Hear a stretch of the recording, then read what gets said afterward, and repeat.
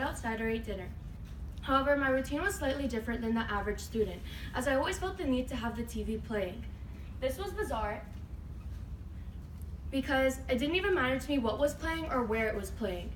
It was this sense of background noise and white noise that gave me a sense of a natural studying environment and kept me comfortably focused.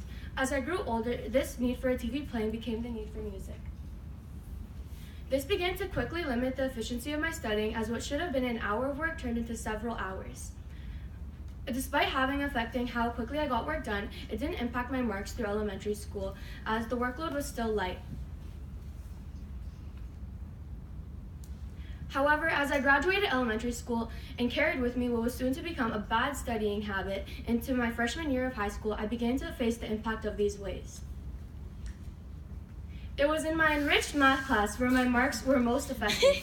Despite understanding the curriculum and always doing well on my homework checks, when it came to tests, no matter how long or hard I'd study, I'd still do poorly.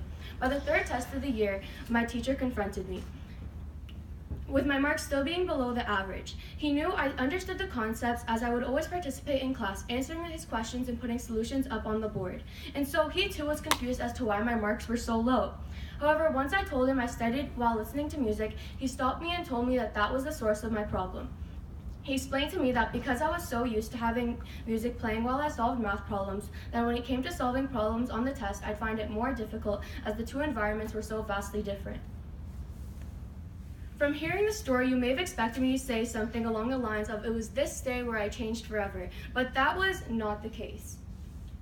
Music was and still is a big part of who I am. I even listened to music while writing this speech. However, since then, I've switched to only listening to instrumental music while I work.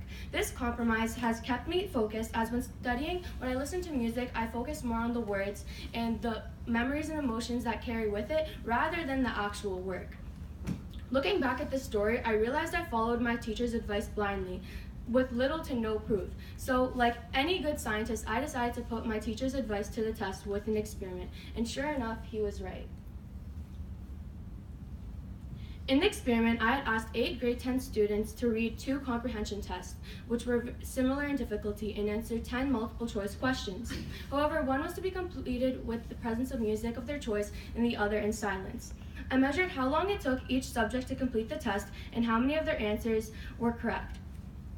And sure enough, I found that the subjects, when completing the test with music, took longer to complete the actual test and had less of the answers correct. When I asked the participants how they felt having completed the test without music, they said that they had difficulty reading and understanding the questions, as the music was distracting. Before the experiment, I also surveyed each subject asking what their preferred music genre is and if they usually studied with music or in silence. And now, looking at the data, my results come full circle. My first subject turned out to be an outlier in my data, as they scored perfect in the test just a little over 8 minutes. Circumstantially, the subject's preferred music genre was instrumental.